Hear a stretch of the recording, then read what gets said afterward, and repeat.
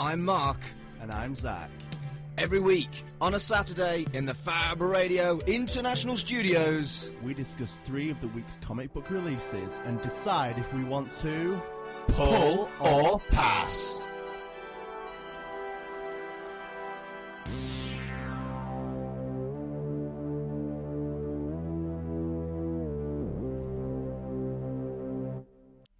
Hello and welcome to Pull or Pass, your weekly geeky comic book show. This is issue 17.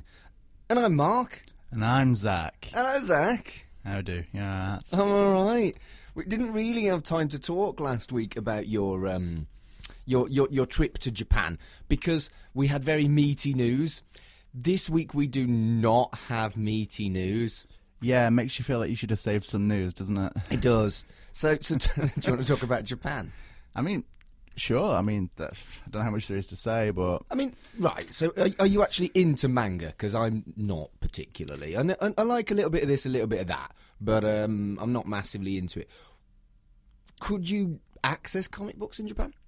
I could access them. I could not read them. That's kind of what I meant. There were full, like, second-hand shops full of manga that was, like, less than £1 a volume, and everything's, like, in mint condition. But it was all in Japanese? All in Japanese. If I could read Japanese, quids in, I'd be making a killing right now. Are you learning Japanese? I wasn't planning to, but maybe now I understand why people do. Cheap manga, right?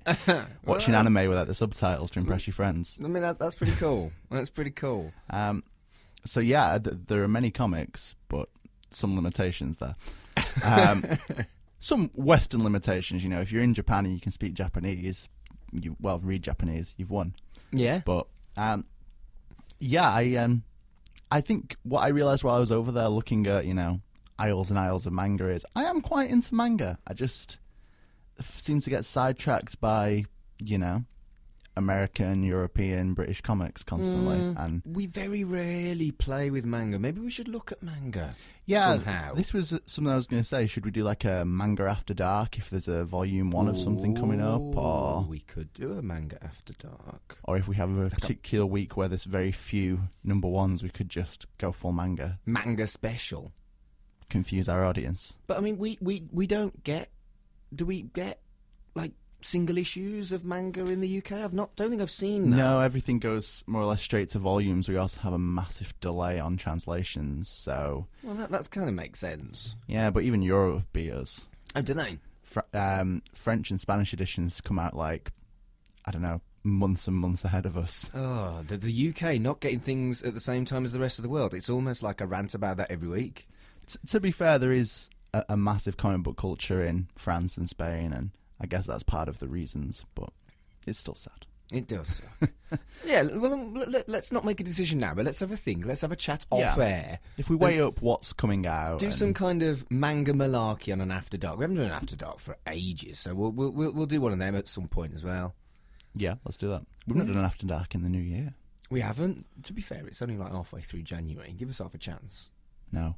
Okay, we should be better, Mark. Should we actually do the news now? It's brief, but sure, let's do. Right, what have you got?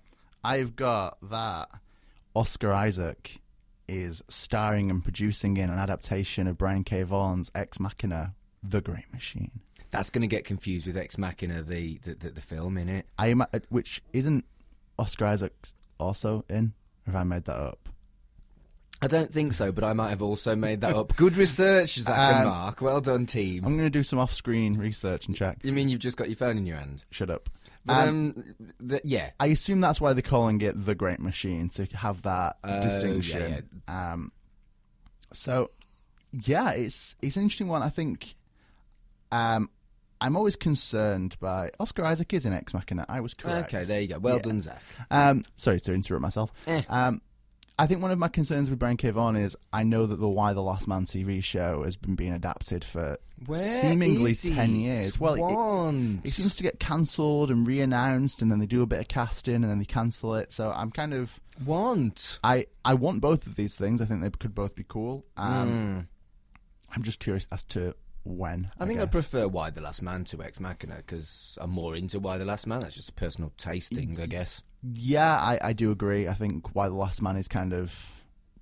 Some would agree that... some would argue that, saga. But I think Why the Last Man is the Brian K. Vaughan series, I might have argued Runaways, but yes, Why the Last Man as well is very much one of the top ones. And that being said, we did get the Runaways series, so... Dreams can occasionally come true. We did, and I really liked it. Yeah, really good series. Yeah. Has it been cancelled, or is it still going? I've seen the first 2 seasons. I've not heard if it's been cancelled or not, so I think because obviously the UK get things after America. Yes, I'd like access to... Dear America, I would like access to Hulu, please. I will pay real money, love Mark. And I will borrow Mark's account. You're not helping. But, Hulu... What? It's been years since it's existed for years. Why haven't we got it? Want. Yeah. Have you got any more news? It's barely news, but there's a poster for Bloodshot. But we had a trailer last week. That's not news. But now there's a poster with the slogan... I am still likely to go and see Bloodshot. I am no more and no less likely to see Bloodshot due to a poster. But do these taglines help? Go on. You don't need a past to have a future. Damn. And superheroes are getting an upgrade. Both of those taglines suck. They both feel quite 90s. They do. Well, and maybe that's an intentional Vin thing. Diesel's quite 90s, isn't he? I love a bit of Vin Diesel, but we have covered this. I feel like it's going to be quite a 90s action movie. I feel like they've gone with some 90s action movie kind of taglines to support that. I would like a 90s soundtrack. Let's get a bit of Linkin Park and Limp Bizkit on that. If the soundtrack's new metal, I'm just more invested. New metal soundtrack would be amazing. Plus, that's going to be great for when we're trying to find songs. Oh, gold. Absolute gold. God, I love new metal. I do. What's wrong with us? I know if you go to Kate Leth's... Who? Comic book writer, did Hellcat. Oh, okay. You see, I'm so rubbish at remembering names. If you go to her store, one of her T-shirts just says there's no metal like new metal. And she's not wrong. I've been putting off buying it for like a year now. Buy it. Maybe it's time. It's a good T-shirt. So that's our news. Yeah, I've got a little bit of us news. You should probably plug your comic book group, which is on Tuesday. That was your cue. That's news to me. I thought I had more time.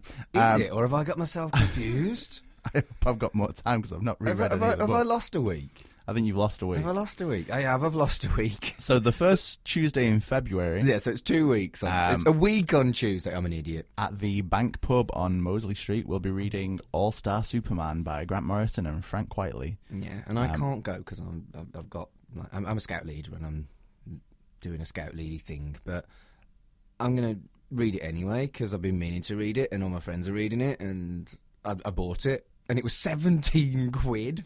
I mean, it's 12 issues. It's a chunky... Still. It's a chunky one. Still. But yeah, looking forward to that. And other comic book things that we got to plug. So I write reviews now, apparently. You do. You should plug that. I've been reviewing for Adventures in Poor Taste. I need to share things on our group rather than forgetting about it. I retweeted you from the Pull or Pass Twitter, at Pull or Pass. You did. If you go to my Twitter, which is at Zach Reagan, I'll be tweeting all the reviews there and whatnot. And my Twitter's at Mark Adams HC. I feel left out. And the show Twitter is something Pull or Pass. It's just at Pull or Pass. So I think the most connected to the show is I reviewed 20XX issue 2. So if you want to know how I feel about the second one, if you were I haven't read that yet. Thinking about it, I know have you no were. opinion. It's pretty good. Mm. I mean, the review's got a little bit more to it Spoilers? than that. I wish I could get away with these like brief, it's all right, reviews, but apparently, there's like a word count and whatnot. Gosh. I've got some me news as well. It's been aired. It was on Thursday this week. I was on 7 at 7, which is Fab Radio's showrunner, Paul Ripley's show. And, it's a show where he has a guest and they pick 7 songs that mean something to them. So that should be on Mixcloud over the next week. Keep your eye out, and I'll be posting on social media, and I'll mention it again next week. But that's mixcloud.com/Ripman_Rockabilly. That is a serious name. I like it. Well, you know, he's the Ripman, and he likes rockabilly. What's not to understand? I mean, he's on the nose. I like that. Yeah. But yeah, the 7 at 7 was great fun, and it's really hard to pick 7 songs because I like music. Yeah, I feel like I'd have a similar problem. Yeah. I do like the musics.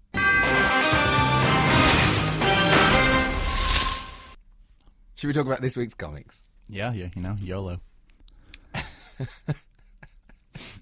Right, you know when I do the edit for the podcast version, I'll cut out the bit where I say YOLO, so then you'll just sound like an idiot. I'll just sample it and make like a dance track built around you saying YOLO.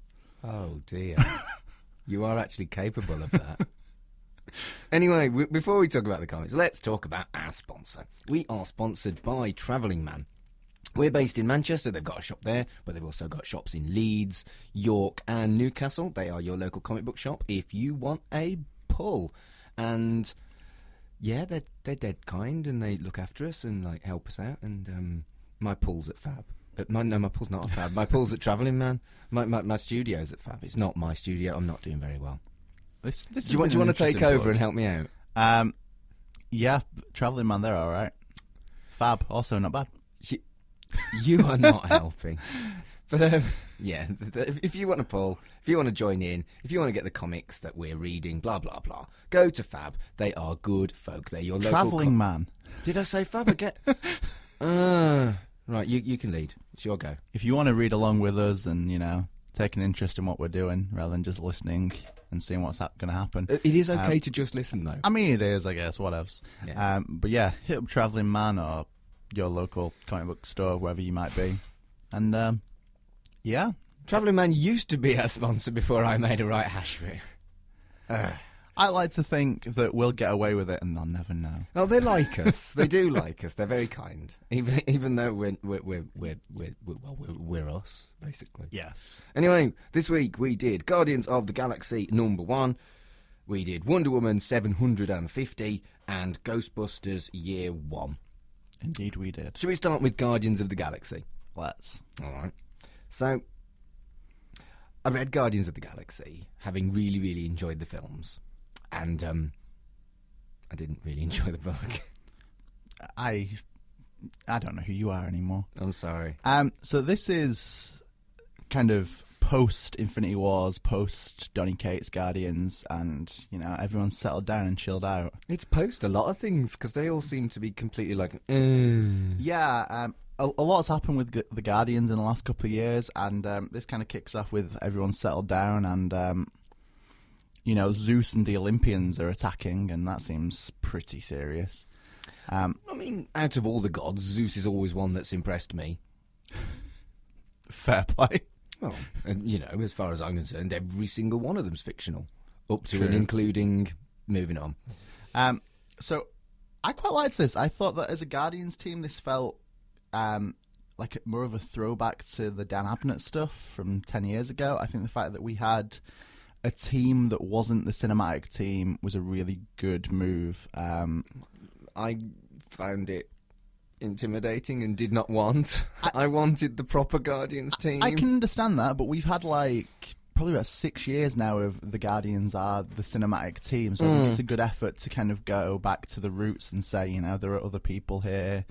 I mean, don't get me wrong, Moondragon. I love me a bit of Moondragon. So I think, so the team here is Rocket, Star-Lord, Faye Lavelle, Moondragon, and then spoilers. Richard Rider, and Nova. then spoilers. Is So don't add the last one. Why is this a spoiler? What? Is The one that's introduced at the very end of the book. Oh, yeah, we've got another. We've got Marvel Boy first. Oh, that's true. Marvel Boy's intro page, pretty solid. Big fan of that. Yeah. Where he just runs down his powers and... I mean... powers, pronouns, everything. It's a little bit kind of kids' TV introduction, but it also worked because he's a kid. I think. And I think it came across with the right kind of smug Nova air to it, which I quite liked. Before we go any further, Groot talks. Did not like. Groot talks. Basically, did not like. It's in, I think, just before Infinity Wars. They kind of suggest that there is a third brother to the Collector and the Collector's brother, whose name escapes me, the Beyonder, maybe, who is the Gardener, who kind of fixes Groot, and basically, you know, it's always been a degenerative disease, which is why he can't speak. Do not like. He used to speak. We've just come full circle. Do not like. I disagree. Well, fine. I think there's only so many years you can get out of I Am Groot. So it's nice to kind of... I am Groot. All right, well, you do that part of the radio show and I'll talk to myself. I am Groot. So I'm kind of into the throwback feel, and it feels like we've kind of looped around and we're back to original style Guardians and introducing different characters, which is nice. I am Groot. Oh, I hate you so much right now. I'm sorry, I couldn't resist. But I think there's good potential here to get people into a new Guardians series and introduce them to a larger cosmic universe, which we might be getting in future films. And it's interesting that you say that. I've not read any Guardians for a while, and I've only really played at like collected comics and just read like certain, basically what's been in the library. And I felt quite disappointed in the fact that it wasn't the team that I wanted, and didn't feel like I was adhered enough to the new members. And also, I was reading, and then I got very grumpy by the sneaky title page, full page spread, like 2/3 of the way through. I thought we'd got away without the title page cinematic full page spread that I hate, and there it was, and I was like, why, Order, you ambushed me. See, I didn't mind it in this one. I think the fact that it was the middle pages, I feel like I meant to check if the issue was slightly longer. It felt pretty long. I didn't notice it being long, but it could be. I mean, the standard's 20 pages. I actually looked this up for 22, yeah. Yeah, I actually looked this up for Wonder Woman, for something I wanted to talk about that. But okay, 1, 2, 3. Right, talk about something else. I'm going to let Mark count, because this is going to be quite dull for you.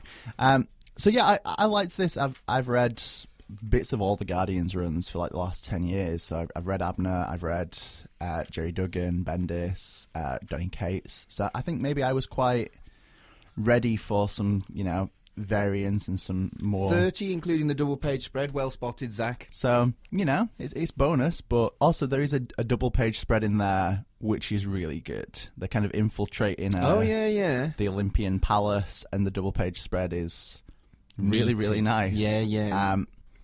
But artwork wise, Juan Cabal is good name. Yeah, good solid name. And yeah, I think his art's really good for this. I think it's kind of classic Marvel, but the front cover I really liked. Nice. I really liked the front cover. I just thought it was a cool front cover. Yeah, it is, definitely. But Al Ewing has been doing, who is the writer who's been doing Immortal Hulk, and yeah, I think he's doing pretty well at Marvel right now. I think we're getting a lot of writers that probably have a good head for kind of weirder cosmic stories, and I quite like that. So I liked this a lot. I'm surprised you did not, but I guess I didn't get on with it. You've got Marvel Unlimited. We'll hook you up with the last 5 years of Guardians. Maybe I'll catch up with some Guardians, because I do like Guardians of the Galaxy. The stuff I've read, like I say, it is just whatever the random publisher picked stuff is sent to the libraries. I've read, and that's it. I've not picked up any singles. I've not bought any stuff. I've only borrowed from the library. So I've only really played at Guardians. But this, I think I went into it wanting the cinematic team, and perhaps I reacted overly too harshly when I didn't get that, maybe. Yeah, I can get that. Yeah, but still doesn't mean I enjoyed it. So I'm afraid this one's a pass for me. And this is a pull for me. I think it might not be an ideal point if you want the cinematic team, but if you want some Guardians and you're not fussy about who it is. I want Major Victory. Yeah, man, that was 10 years ago. You're going to have to... I know. Also, 20 years ago, and... The proper Major Victory as well, the skinny kid with Captain America's shield. I mean, we do this every time we talk about it. That's not the proper Major Victory. It is. Oh, it's not, though. It is. It's like, George Lazenby's the real James Bond, isn't he? Pierce Brosnan, but okay. Let's move on. Maybe this is it. Maybe my new thing to promote is I'll do George Clooney as my Batman t-shirts, Pierce Brosnan as my James Bond. I just work through with the things that people aren't happy with. I think that's where the real money is for me. I mean, people should. I mean, it's just that level of obnoxious that those t-shirts would probably sell. Leave this with me. Brilliant. Right, let's move on. I think we're going to do Ghostbusters first because Wonder Woman is so huge. We'll look at Ghostbusters Year 1. This is by IDW. We were supposed to do it last week, but we got confused, and we did it this week. I like to think we didn't get confused, and the universe did. Is that right? We were ready. The comics were not. Mm. So when I came into this, I don't know what I was expecting. I guess in my head, the cartoon, comic, animated, not live-action Ghostbusters in my head will always look like the real Ghostbusters. Yep. And I found this a little bit jarring because it wasn't. I think the idea was to make them look like the characters from the film, which they did a good job with Egon, and they did a good job with the one played by Bill Murray. Venkman. They did a good job with Egon and with Venkman. But I thought that the other two were terrible. And Janine looks like Janine from the real Ghostbusters. Yeah, right? That really threw me. And it was... I'm like, what are you doing here? This isn't quite right. And I found that a little bit jarring. Particularly Winston looks bloody nothing like what's his face, who's in man who played Winston, who's in Grace and Frankie now, and he's even more attractive now. Is he Ernie Hudson? Ernie Hudson, like 60s Ernie Hudson. Do you watch Grace and Frankie? No. 60s Ernie Hudson is hotter than Winston Zeddemoore's Ernie Hudson, and I'm like, oh, hello Ernie Hudson. But I'm lying. At no point have I ever called him Ernie Hudson. Hello Winston Zeddemore. See. Yeah, I kind of agree with you. The artwork was cartoony and a bit goofy, but I did like it. But yeah, it didn't feel like they'd fully dedicated to making everyone look. I don't feel like they committed cinematic. properly either way. They didn't do like close adaptations of the actors and what they look like enough, or at least not with all of the characters. And they didn't go full real Ghostbusters, so I just didn't feel like it was the right take with the artwork. Not that the artwork was bad, but it could have... I don't think that if they'd have done the real Ghostbusters art, it would have been to the detriment of the story. Yeah, I feel like the artwork feels like it's come via the real Ghostbusters, and was it Extreme Ghostbusters in the 90s, I think? I feel like it's kind of come via those two cartoons to arrive somewhere. I don't hate it. I just think it's not necessarily what I expected. Yeah, I'd agree with that with the artwork. I think they could have done it. They could have used it as an opportunity to actually have quite gritty art, like very, very different art, or very kind of like... I've been reading Picard, and the artwork in that is very close adaptations of what Picard looks like. I can't remember the actor's name. Patrick Stewart. What Patrick Stewart looks like, and there are problems with that. I've whined in the past about how you can't do Sylvester McCoy appropriately, and the Kylo Ren, and Kylo Ren, and so I just feel like the artwork choice was odd. It wasn't bad art, but it was odd. Yeah, I can understand that. So storyline wise, this is picking up right after Ghostbusters 1, basically.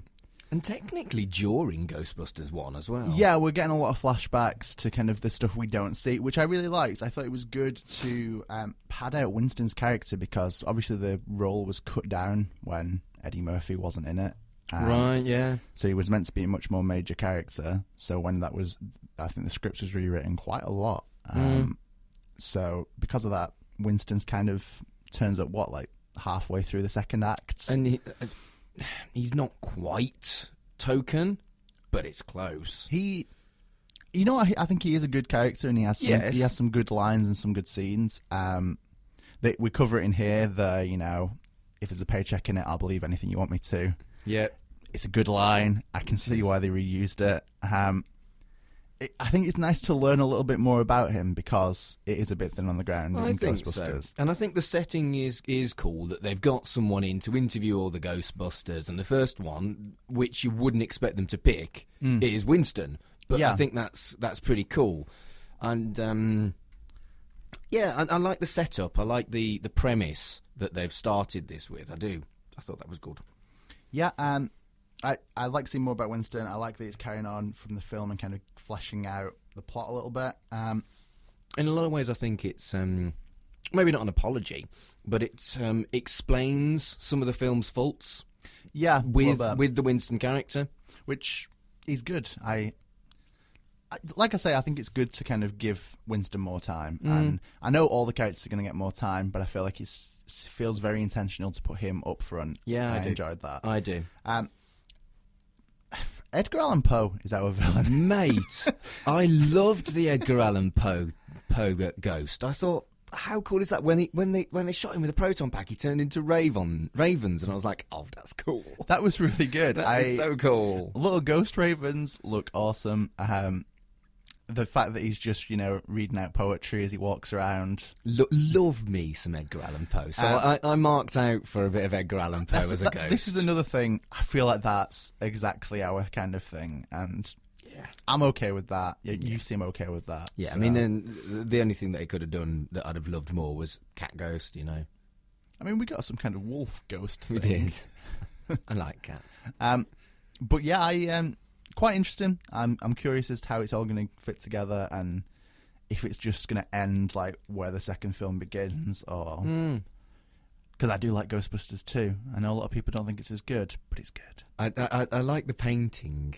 I remember being absolutely petrified of that bloody painting when I was a kid. Scared me absolutely out of my mind. It's a scary painting, man. Yeah, it is. Unfortunately, it does come to a really, really nice conclusion, which gives you an excuse to go, well, that was a nice story about Winston, and then completely forget about the series. Yeah, it's kind of left with... I mean, that's obviously the premise, but unfortunately, it does mean that I'm like, about the rest of it. I loved it, and I enjoyed reading about Winston, to the point where I think Winston is the character I wanted this for the most. Yeah. And by starting with Winston, it means I'm like, probably not going to bother with the rest of the series. I might take a cheeky look in trade, but I'm afraid I'm definitely not going to pull it, because I've read what I wanted to read. I really enjoyed it. It was dead good. And I have no real desire to read any of the other characters' backstory. Yeah, I'm kind of on the fence with this one. Part of me agrees with you and thinks trade, and the other thinks maybe I do pull this because I quite like Ghostbusters, and reading this made me think I really like Ghostbusters. I do really like Ghostbusters. Yeah, I'm dead excited for the new film. So it's difficult, isn't it? You know what? I'm going to say that this is a somewhat apprehensive pull. It is a pass for me, but it's almost quite a very sad pass, because I feel like I'm being mean, because this book did a lot of things very right, and I did enjoy reading it, but unfortunately it also stopped me from wanting to read any more by the actual setup of how the comic series is, which isn't really their fault. But that's their premise. Ray's up next, and I love Aykroyd, so... True. Let's see. He was too slim. He was a little bit. He was too slim in this book. Although in reality, Aykroyd is quite slim. I suppose. At least now. Yeah. And again, maybe that's my thinking of the Ray in the real Ghostbusters, because he was chunkier than Aykroyd. Just going to throw it out there. Have you watched the Ghostbusters episode of the movies that made us on Netflix? Yes, it was great. That was really... I did not know that Aykroyd's family business was writing books about ghosts. It's brilliant. That is well worth a look. The films that made us. If you like Ghostbusters, go on Netflix. Watch the Ghostbusters one. In fact, the whole series is great. I love the one on Home Alone. The toy episodes are good as well. The toys that made us have all been really good. But movies that made us was really solid. So. Yeah, really enjoyed it. Really, really enjoyed it. Wasn't one of the other ones Die Hard? Yeah, They're just Die Hard, Home Alone, Ghostbusters, and Dirty Dancing. Oh, Dirty Dancing! It's like they picked 4 of my very favourite films. It's a weird mix when you see those 4 titles together. But Sponsored by Netflix. Please sponsor us, Netflix. Yeah, if Netflix want to pay us, in all seriousness, that was great. That was a great series, and I want them to do more. Yeah. But they just picked 4 of my very, very, very favourite of all the films. Yeah, they're 4 really good films. So, but this is Comic Book Show, and that was a massive tangent. A tangent to plug something we like. True. Let's talk about Wonder Woman 750. Yes. 750 is a phenomenal amount. And when you consider how long that is, and 750 issues of a female protagonist, which was launched in, the 40s, 50s? Somewhere around then. Yeah, long enough ago for it to have been controversial when it was launched. You know, a female lead. My goodness, she should be in the kitchen, that kind of level of crap. Beyond talking about whether or not this was any good, what an achievement that is, and what an incredible milestone it is. It's nice to see. It is really nice to see, and there were no ads. Other than the back cover, there were no ads. Yeah. And they were, and I think that again shows how much DC really care about this character and wanting to commemorate this huge achievement. Before we talk about it, I actually want to talk about the ad. The ad on the back was for the Birds of Prey film. When there's a Wonder Woman film coming out. Yes. And also, it felt like we've whined about this quite a lot, but even the posters are now Harley Quinn with a little bit of Birds of Prey in the background. The hyena's bigger than the other Birds of Prey, for goodness sake. Yeah, I noticed this... I saw a post for Birds of Prey somewhere else this week and noticed that they are very Harley Quinn. And yeah. Why didn't they just call it a Harley Quinn movie? It's not that I have a problem with a Harley Quinn movie being a Harley Quinn movie, but I think it's the fact that we've got Montoya in there and we've got Huntress and we've got this selection of characters. It's like I kind of want them to have a little bit of focus. And I also felt that the artwork, it looked like fan art. It's an official poster, and it just looked like fan art. It felt like a very dated image of a film poster to me, like something that you'd have seen in the 80s. I just really, really disliked it. I thought it was a really bad poster. See, it's weird because that isn't the poster I've seen other places as well. So I feel like there's a bunch of different posters out at the moment. But yeah, I don't know. I'm trying to reserve judgment on the film. Me too. But I do want there to be a feature. I want the other characters to be as featured as Harley. Yes, I think so. I don't think that's what we're going to get. But so this book was massive. It was 96 pages, which is just shy of 5 standard issues, because I did look that up, how many pages are. We talked about it when we talked about Guardians. And, you know, that's essentially a graphic novel. That's essentially a trade. Thereabouts. It's a series of short stories mostly. I think that's one of the things I wanted to touch on. Is I was expecting, much like Action Comics or Detective Comics 1000, which were kind of annual format and everything was Action Comics launched Bendis's Superman, but they both featured, you know, just short stories, annual style. In that there wasn't one big thing. What bugged me with the start of this is the Wild Hunt finale at the beginning. Yeah, made me feel like, well, I haven't read the Wild Hunt. Yeah, I was a bit lost at the start with the first one, which was called the Wild Hunt finale. Yeah. It was actually called that. On the nose, but yeah.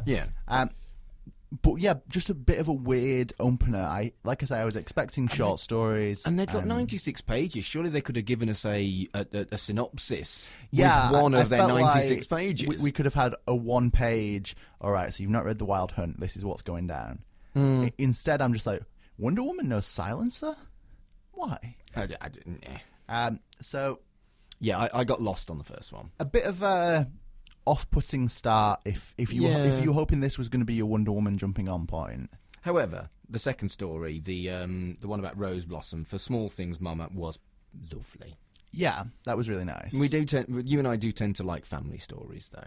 On occasion. Yeah, that was genuinely lovely. To go to that, there was another story in here, which was Emergency Visit. Yeah. I cannot remember who was the writer or artist. I did not write that down. Shannon Hale and Dean Hale. So that was, again, another kind of family story in a way. So it's kind of mid-fight. The Justice League get a call from Hippolyta luring Wonder Woman back to deal with the Hydra. And throughout it, we have things like, so why do you never wear those robes that I sent you?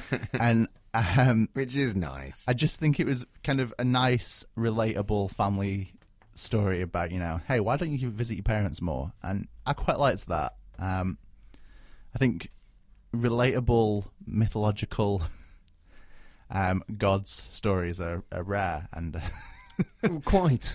As a collection, I thought that they did put a nice balance of different stuff. They had the current storyline. They had one which was gently about family. They had one where she was young before she'd left her Amazonia, which felt very much like the start of the Wonder Woman film. Which I do feel like it was almost compulsory that you have one set when she was very young in a collection. You got to tell the origin. There was one set in New Orleans, which will always make me happy because I really like New Orleans, and yeah, one of them.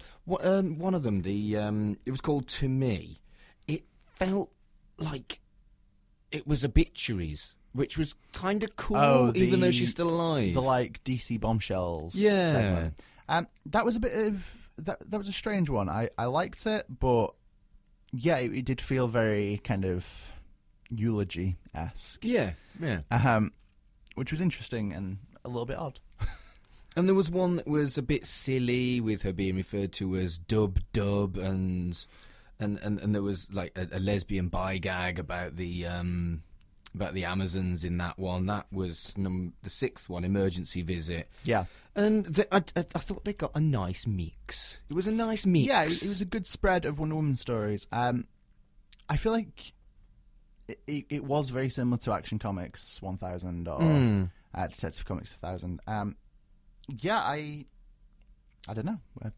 And the ninth one was called A Brave New World, which I thought kind of closed it all off very nicely. It was actually really well done. Yes, I agree. It was a nice collection of Wonder Woman short stories, but it does feel like it really, by the end I read of it, it was like that's not a single. No, it didn't feel like a single at all. It felt like an anthology of short stories. One thing I did have to question about I meant to Google it before I came here and I forgot. So it ends with, Wonder Woman being, a superhero and whatnot. Was it with FDR? Yeah. And the panel ends with the Green Lantern. And I was kind of curious, is the next anniversary Green Lantern? Probably is he the next 750 or 1000 or whatnot? Because otherwise it was just a bit of a random Green Lantern. Which does seem a little bit naughty. Yeah, so I feel like there must be a reason for that. Yeah. But yeah, quite a good spread of Wonder Woman stories, all very different, I think. I thought it was a worthy celebration, a decent collection. It was all very good quality. Which was your favourite? Emergency Visit, I think, it's the one I've kind of made the most notes about. I liked the kind of more different artwork. It was kind of almost Erica Henderson, Squirrel Girl-esque. I thought that kind of served as a noticeably different story. You see, that wasn't one I liked. That was the one I probably liked the least. The one I liked the most was Always, which was it was a story about redemption, and I'm a sucker for that. Yeah. And it was really, really very well done. And the premise was that Wonder Woman's morals are always right. And when someone's morals are always right, that can make you quite unlikable. And I thought it was so well done, and she was so portrayed as kind but strong in her morals. It was done very, very well, and that really resonated with me. Yeah, I think that's fair. I think I enjoyed that more than I expected to. Mm-hmm. I still don't think I'm going to read much more Wonder Woman. I think I've always been a Wonder Woman trade reader. So I read. So Gail Simone did a story in this. I've read some of hers. I haven't read it all yet, but I own the Greg Rucka Rebirth run. I think I've always been a Wonder Woman trade reader, and I don't know if that's going to change because of this. I feel like because the Wild Hunt felt... But this is a trade. True. You know? So I've cheated there and read another trade this week. Yeah. I feel like the fact that the Wild Hunt was so conclusive, I feel like because Action Comics kicked off more Superman, yes, it would have been nice if there was something here that felt like the start of something else. That's right. I would agree with that. It didn't really... It was a nice piece, a nice celebration, and that's great, and that's important. But it didn't make me think, oh my goodness, what a cliffhanger, I'm going to read me some more Wonder Woman. It didn't do that. I feel like because it didn't start anything, it's hard to know what we would be pulling, in a way. I think this could and maybe should have been released as a celebration of 750 issues of Wonder Woman on top of issue 750 of Wonder Woman. Does that make sense? Yeah, or if it was, again, to go back to Action Comics, they did like a trade and a single. So maybe there should have been a trade in this style, because this is essentially a trade. Yeah. And you could have still had the Wild Hunt as issue 750. Yeah. But I don't know. That's one of those things. And that's the thing. The one that I think, ignoring that I don't really get on with the silly, I think the one that I didn't enjoy the most because I was lost on it was the actual current continuity being ended. Yeah. And so it was, but I do think it was a great book, a great celebration of an incredibly important character that's beyond whether or not all that stuff I was talking about, blah blah blah, a woman, superhero when that wasn't the thing, all the way to modern life now, blah blah blah blah blah. It was a good read. I agree. One of the things I did want to bring up is, Batman's had Detective Comics 1000, Superman's had Action Comics, Wonder Woman's had Wonder Woman. I do hope they celebrate other characters that aren't the Trinity. I think we get a lot of Wonder Woman, a lot of Batman, a lot of Superman from DC. I kind of want them to be confident with the Teen Titans or Martian Manhunter. Have they? Yeah, I mean, I think if they hit significant milestones, I would like them to treat it with as much respect and celebration as this. I think you're right. I do think one of the things that hinders those characters, though, is DC often give them very short runs. Yeah. So Martian Manhunter didn't exist for a few years, and people who I quite like, a lot of, Booster Gold and Blue Beetle and characters like this are often kind of abandoned for a little bit, and it means it's harder for some characters to reach such significant milestones. But I think it would be nice if they keep celebrating characters rather than going back to the Trinity at every opportunity. That's seems fair. So more characters. There's a lot of good DC ones. Do more with them. Fair. That's Zach on DC.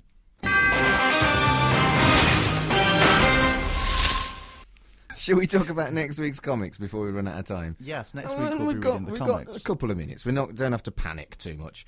So next week we've picked Avengers of the Wasteland by Marvel, which is basically, it's the world of Old Man Logan, but it's the Avengers, which I'm quite excited about, actually. I think that could be a dead good.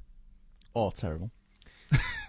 I do feel like it's one of those comics where it won't just be, that was all right. It will either be, I'll be like waving my hands giddy, or it will be dismal. I think that's one of those polarizing books. And I'm not even sure why I think that. There's been a lot of old man this and old man that, old man Hawkeye, old man Quill in the last few years. Old man Quill I did not get on with at all. I thought that was poor. But old man Logan and old man Hawkeye have been great. Yeah, I've had mixed feelings about all three. So there you go. I'm curious. This could go either way for me. Yeah, I suppose old man Logan's become a bit of a cash cow. Yeah, a little bit, and that's potentially this could be part of that cash cowing. Perhaps we'll see.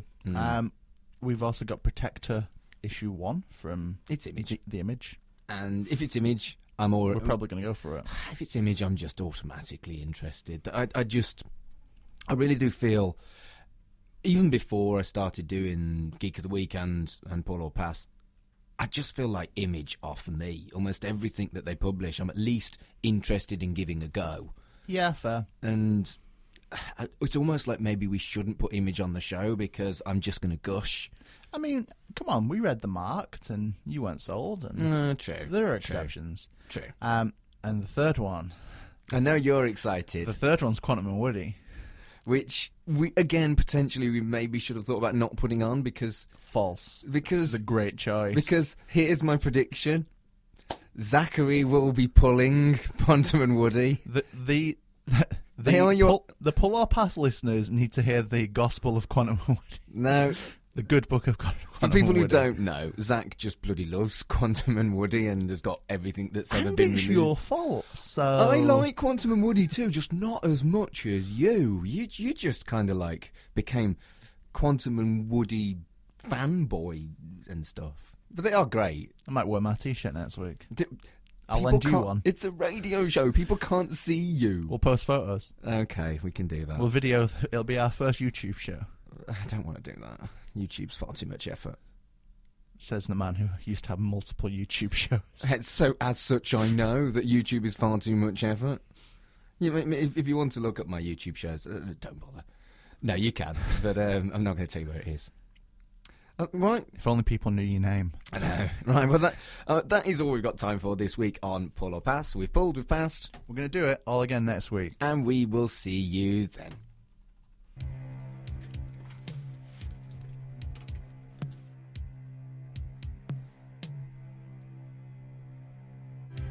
Thanks for listening to Pull or Pass. To listen again, it's www.mixcloud.com/pull-or-pass.